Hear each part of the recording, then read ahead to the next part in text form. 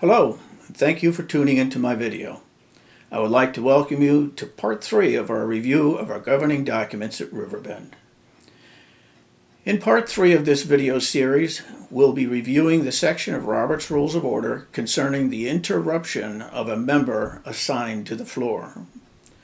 We all have experienced a time in a meeting where someone stands and begins speaking while a member has already been assigned the floor and is talking. When we feel the urge, we need to respect those who have the floor, bide our time, and wait for the member to end his or her discussion. When a member has been assigned the floor and has begun to speak, unless he begins to discuss a subject when no motion is pending or speaks longer in a debate than the rules of assembly allow, he cannot be interrupted by another member or by the chair, except for one of several purposes, and then only when the urgency of the situation justifies it.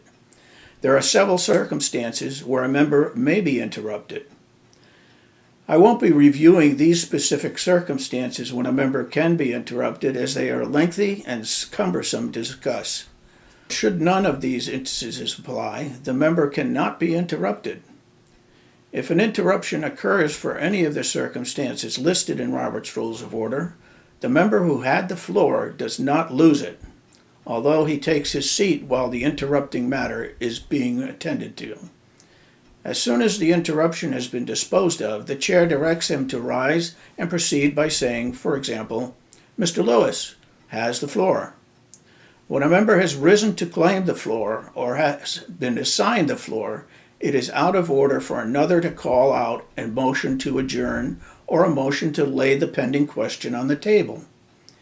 If someone does so, or if calls of question are made, it is the duty of the chair, in this case presiding official, to obtain order and protect the rights of the member who is entitled to the floor. Should you be interrupted, you have the right to ask the presiding official if the interruption is allowed under the section of Robert's Rules of Order concerning interruption of a member assigned to the floor.